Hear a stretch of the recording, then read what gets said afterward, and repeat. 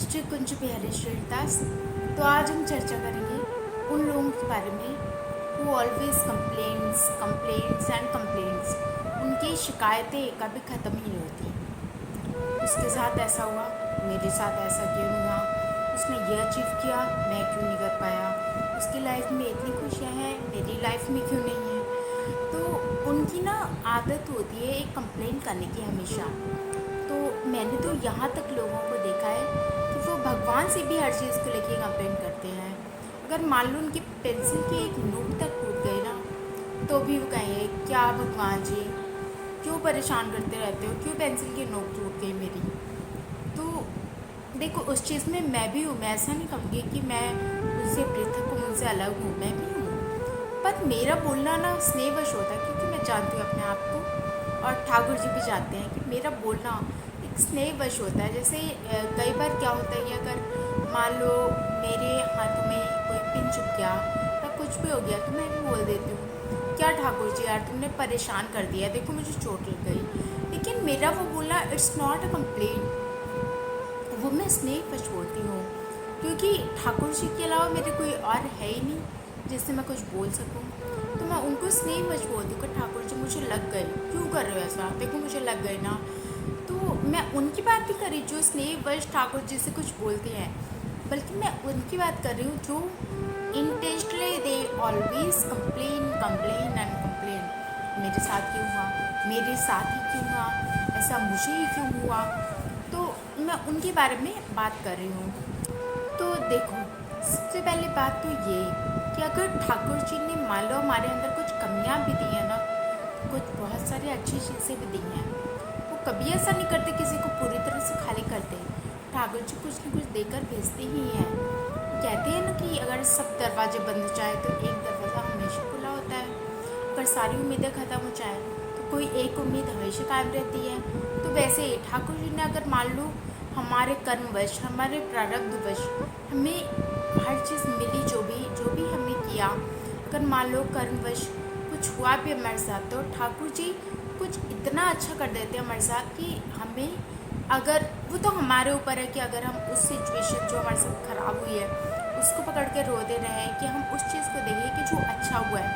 जैसे अगर हम चमगादड़ की बात करते हैं तो चमगादड़ जो है वो देख नहीं सकते, but they never complaints about that, क्योंकि उनको इस चीज़ की ना खुशी होती है कि ठाकुर जी ने उनको जो सुनने की क्षमता दी है ना, अप्रतिम है, बहुत अच्छा सुनते हैं। और इसी प्रकार जो ऑस्ट्रिच होता है वो एक पक्षी है, किंतु वो उड़ नहीं सकता।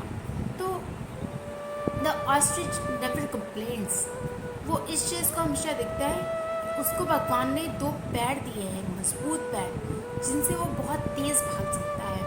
और अगर वो एक ठोकर किसी भी जीव जंतु को मार देना तो वो उसके प्राण पखेरु वहीं पर उड़ जाए। तो वो हमेशा इस चीज़ को देखता है, ना कि इस चीज़ को देखता है कि वह उड़ नहीं सकता। तो इसी तरह ना अगर हमारी लाइफ में कुछ कमियां हैं ना, देयर आर काउंटलेस ब्लेसिंग्स, तो हमें उन ब्लेसिंग्स को देखना चाहिए। जैसे एक भक्त होता है जो वो हमेशा ना मतलब ठाकुर जी को ये बोलता है, ज्यों ही तुम राखत हो, त्यों ही रहियत हो, ओ हरि हरि। तो वो हमेशा ठाकुर जी को ये चीज़ बोलता है कि आप जैसे भी मुझे रखेंगे, जिस भी हालत में मुझे रखेंगे ना, मुझे वैसे ही रहना स्वीकार है। वो कभी कंप्लेन नहीं करता कि आपने मुझे ये नहीं दिया, आपने मुझे वो नहीं दिया, आपने ये नहीं किया, आपने वो नहीं किया। वो कहता है प्यारे जिसमें आप खुश हो, मुझे वही चाहिए और मुझे कुछ भी नहीं चाहिए। और कई बार एक जीव होता है, जैसे मान लो ह्यूमन नेचर की वजह से कई बार एक जीव ना सोचता है कि मैं ये कर लूँ, मैं वो कर लूँ, पर भक्त है ना वो जानता है, यद्यपि कियो चाहो अपने मन भायो, सो तो क्यों कर सको, जो तुम राखो पकड़।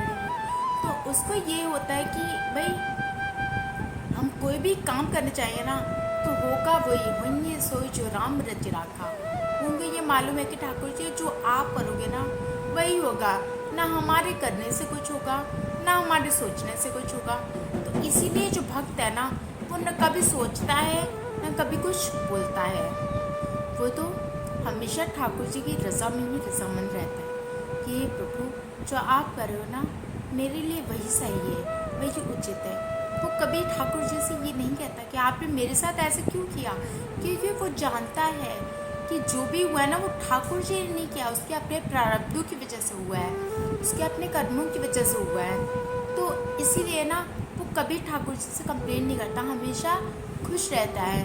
तो यही बात है कि आप लोग ना कभी भी दूसरे की खुशियों को देखे ना, देखो उससे क्या होगा, आप अगर किसी की खुशियों को देख रहे हैं ना, एक तो उससे आपको ईर्ष्या होगी, आपके मन में उसको लेकर उस व्यक्ति के प्रति ईर्ष्या बढ़ेगी, जो एक बहुत ही बड़ा दोष है।